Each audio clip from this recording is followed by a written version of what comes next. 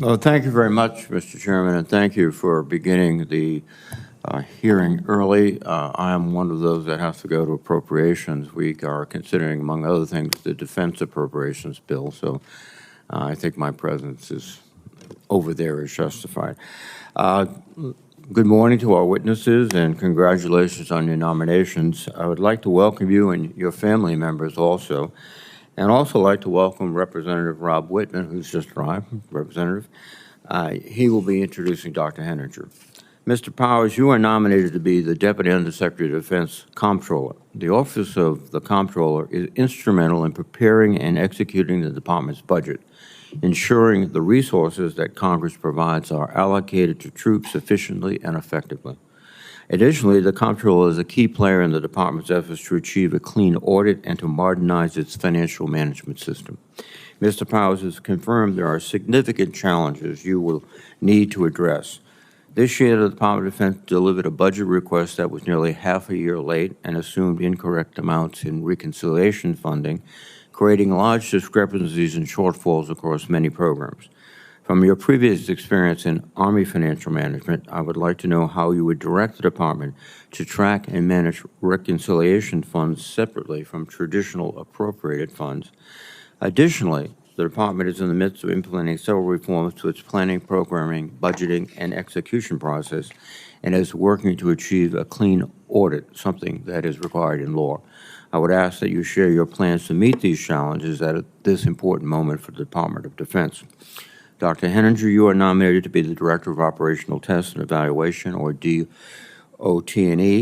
For decades, DOT&E has played a vital, legally mandated role in safeguarding the integrity of major defense programs and ensuring military systems are effective before they are put into warfighters' hands.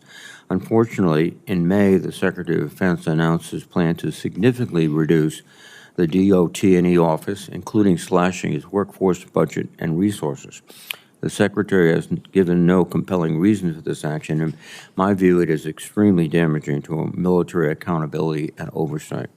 With drastically reduced resources, DOT&E may be unable to provide adequate oversight for critical military programs, risking operational readiness and taxpayers' dollars. Dr. Henninger, if confirmed, you will need to address the fallout from these cuts in addition to other existing challenges.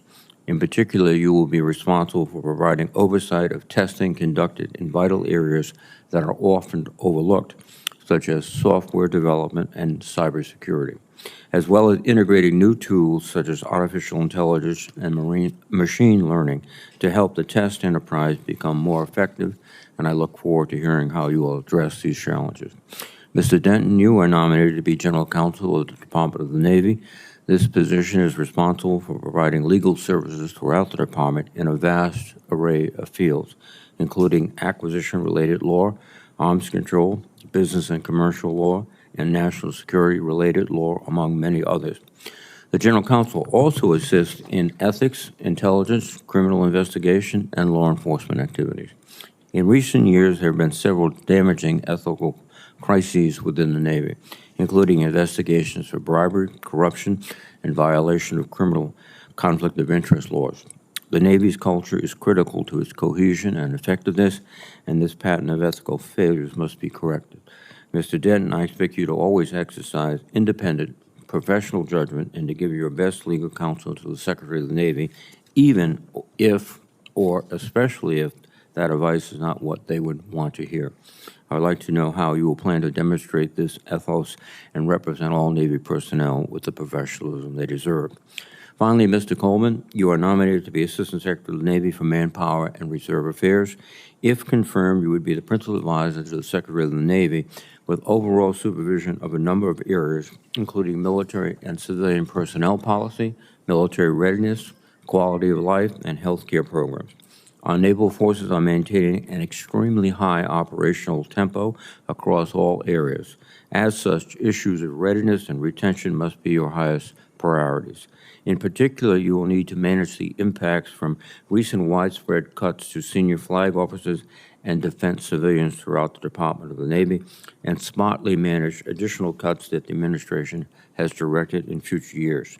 Mr. Coleman, I would like to know how you would plan to oversee such reductions while minimizing the impact on readiness and ensuring all sailors, Marines, and Navy civilians are treated with the respect they deserve. How the department rebounds from these cuts will go a long way to determining its ability to meet mission demands over the next decade and beyond. Thank you again to our nominees and to their families, and I look forward to your testimony. Thank you, Mr. Chairman. Thank you.